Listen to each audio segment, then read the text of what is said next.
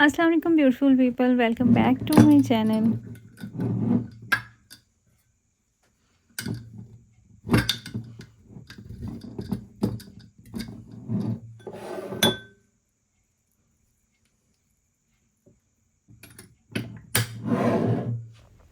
ये coconut oil है और इसको मैंने कुछ दिन पहले ही रेडी किया है हेयर फॉल के लिए।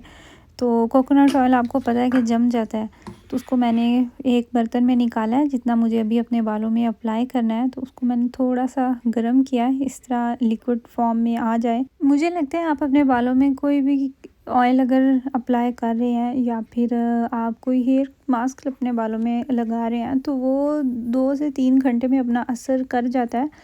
हेयर ऑयल्स बहुत से लोग सारी रात भी लगा के रखते हैं, मैं भी अक्सर लगा लेती हूँ, लेकिन मुझे लगता है कि 2-3 घंटे में भी वो अपना काम, अपना असर वो अच्छी तरीके से छोड़ देता है। बस ये होता है कि जब इतनी मेहनत कर रहे हैं तो फिर अगर आपने स्पेशल ऑयल रेडी किया हुआ है बालों के लिए तो वो फिर ये होता है कि चलें 2-3 घंटे लगाना है तो इतना और सही, तो बेहतर है। वो होती है ना दिली सेटिस्फेक्शन, उसके लिए रात भर भी लगा के छोड़ देते हैं। और सेम ऐसे ही मैं करती हूँ, जब भी मैं कोई हेयर मास्क लगाती हूँ तो मैं सोचती हूँ अच्छा 1 घंटा और दे दूँ, अगर इतनी मेहनत करके लगा ही लिया तो। अगर आप अपने बालों के साथ एक्सपेरिमेंट करते रहते हैं, डिफरेंट ट्रीटमेंट्स करवाते रहते हैं, तो फिर उसके साथ आपकी हेयर की रूटीन मस्ट हो जाती है कि यही तरीका है कि अपने बालों को ठीक या फिर हेल्दी रखा जाए। ये वाला ऑयल जिसकी मैं रेमेडी आप लोगों के साथ शेयर करने जा रही हूँ, मुझे लगता है ये लड़कियों से ज़्यादा लड़कों को इस ऑयल की ज़रूरत है, क्योंकि लड़कियाँ गंजी नहीं होती लेकिन लड़के अक्सर गंजे हो जाते हैं। जी बिल्कुल ऐसे ही है। और फिर हम करते क्या है कि फैमिली से छुप के और इधर उधर से छुप के, किसी को पता भी ना चले, तो फिर बेचारे नकली बाल लगवा रहे होते हैं।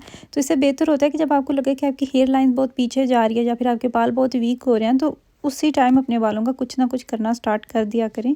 ये इन सारी चीज़ों पे, इन रेमेडीज़ पे लड़कियों का नाम नहीं लिखा हुआ है, एक्चुअली ये लड़कों के लिए है। और जो चीज़ें आपको चाहिए, मैं यहाँ पे कोकोनट ऑयल यूज़ कर रही हूँ। ये मैंने लिडल मार्केट से लिया था, बियो कोकोनट ऑयल। अगर मेरे पास ये वाला ऑयल ना होता तो मैं बादाम का ऑयल मैंने फिर यूज़ करना था। अगर बादाम का भी नहीं है तो आप सरसों का ऑयल यूज़ कर सकते हैं।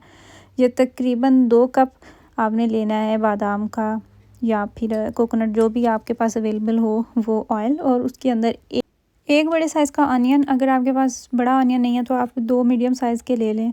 और फिर उसके अंदर जाएगा लहसुन के जवे जाएंगे तकरीबन 7 से 8, उनको भी मैंने दरमियान से कट लगा लिया है। और इसके अंदर जाएगा 1 खाने का चम्मच मेथी दाना और 1 खाने का चम्मच ही अलसी के बीज। ये सारी चीज़ें आपने इसके अंदर डालनी है। प्याज मैंने पहले डाल दिया, जब प्याज मुझे लगा कि थोड़े से फ्राई हो चुके हैं तो फिर उसके अंदर मैंने डाल दिए लहसुन के जवे। और उससे 1-2 मिनट के बाद फिर मैंने इसके अंदर मेथी दाना और अलसी के बीज भी डाल दिए। तो आपने क्या करना है, आँच का आपने ख़्याल रखना है, बिल्कुल मीडियम आंच पे आपने इसको पकाना है, क्योंकि ये वाली चीज़ें हमने इसके अंदर जला लेनी है ताकि ये अपना असर अच्छे तरीके से छोड़ दें और कुछ इस फॉर्म में आ जाए। ऑयल पर्सनली यूज़ किया हुआ है और पहले भी मैंने एक दफ़ा बनाया था, तो उसके बाद मेरे बाल इतने थिक हो गए थे, ये जो भी आपको वीडियो नज़र आ रही है। और मेरा भी इतना ज़्यादा हेयर फॉल हो रहा था, मेरी हेयर लाइन इतनी पीछे चली गई थी। तो मुझे पर्सनली इसके साथ बहुत अच्छे रिज़ल्ट मिले हैं, तो इसीलिए मैं अब आप लोगों के साथ ये वाला ऑयल शेयर कर रही हूँ। बस शर्त ये है कि आपने इसको 3 से 4 मंथ तक ज़रूर अप्लाई करना। हेयर ऑयल यूज़ करते हैं तो आपको 2 से 3 मंथ लग जाते हैं उसका बेहतर रिज़ल्ट मिलने में। और फिर जिन लोगों को ये शिकवा है कि इसके अंदर से स्मेल आएगी, तो फिर पराठे भी मिले और 2-2 भी मिले तो ऐसा तो मुमकिन नहीं है, फिर आप लोग ना अप्लाई करें, स्मेल तो आएगी इसके अंदर से। क्योंकि ऐसा तो नहीं ना कि आपका दिल भी चाह रहा है, आप लगाना भी चाह रहे हैं। जैसे बहुत से लोगों को होता है कि हम सर में अंडा नहीं लगाएंगे, उससे स्मेल आएगी, योगर्ट से स्मेल आएगी, तो फिर आप लोग इंटरेस्ट ही क्यों लेते हैं। जब आपको स्मेल का इशू है, जब आपको पता है कि आप लोग नहीं लगा सकते, तो फिर आप वो चीज़ें अप्लाई ना करें ना। कुछ पाने के लिए कुछ खोना पड़ता है, थोड़ी सी मेहनत करना पड़ती है, स्ट्रगल करना पड़ती है। जैसे कि मैं अभी मेहनत करने में और स्ट्रगल करते हुए निकल आई हूँ, क्योंकि मुझे चाहिए एक रज़ाई का कवर। पाकिस्तान से मैं रज़ाई लेके आई थी और उसका कवर मुझे लेके आना याद ही नहीं रहा, बिल्कुल ही मेरे माइंड से निकल गया।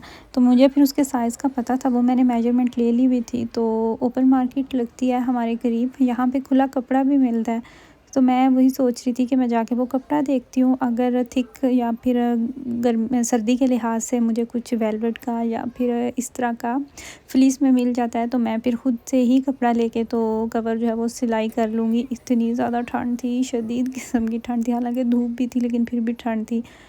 तो सारी ओपन मार्केट जितने एरिया में लगी हुई थी सारा हमने खंगाल लिया, लेकिन वो बंदा हमें नज़र ही नहीं आया। मैंने पहले भी उससे एक दफ़ा कपड़ा लेके तो बच्चों के बेड्स के लिए बेडशीट सिलाई की थी।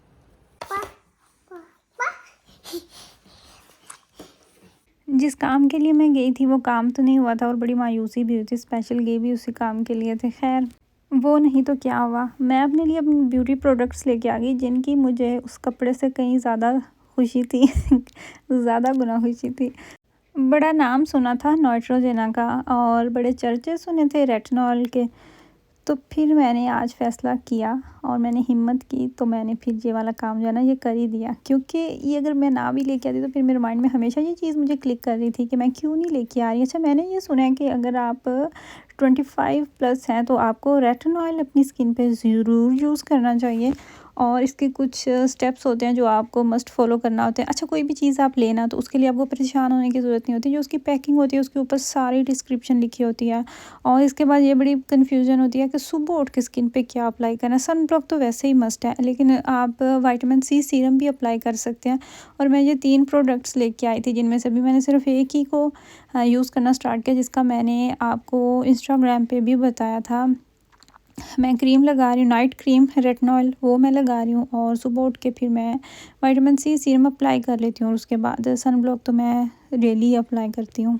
नॉइट्रोजेना की आई गेस मैंने कोई भी चीज़ अभी तक नहीं अप्लाई की। ये पहली क्रीम्स हैं जो मैं नॉइट्रोजेना की लेके आई हूँ। बड़ा नाम सुना है इस ब्रांड का भी, तो अभी देखते हैं फिर किस तरीके से ये जा रही है और मेरा एक्सपीरियंस इसके साथ कैसा रहता है। अच्छा, कुछ लोग बड़े फ़ख्र से बता रहे होते हैं कि हम तो अपनी स्किन पे कुछ भी अप्लाई नहीं करते, हम तो कोई क्रीम ही नहीं लगाते, हम कोई चीज़ अप्लाई नहीं करते। तो बंदा उनसे पूछे क्यों नहीं करते ये क्रीम्स लगाने के लिए तो बनाई गई हैं। फिर आप लोगों को शिकायत भी होती है कि हमारी स्किन को ये हो गया वो हो गया।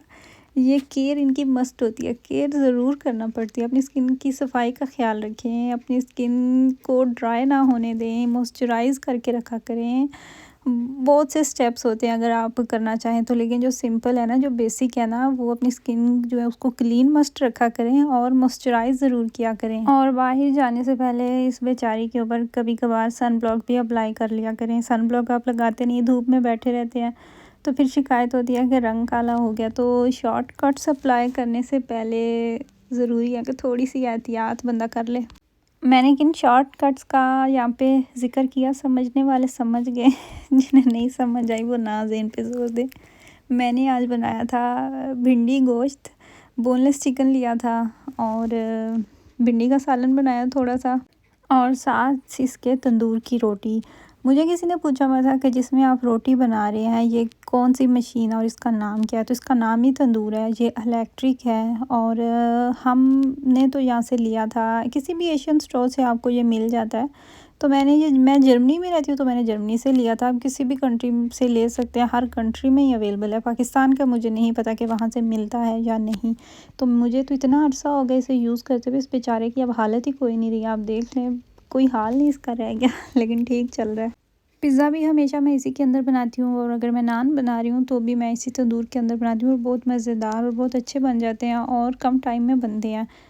यहाँ पे जी खाना हो चुका है रेडी और आपसे भी अब मैं इजाज़त चाहूँगी। आई होप कि आपको मेरी वीडियो अच्छी लगी हो। अपनी फैमिली का ख्याल रखिएगा, मुझे और मेरी फैमिली को दुआओं में ज़रूर याद रखिएगा। अल्लाह हाफिज़।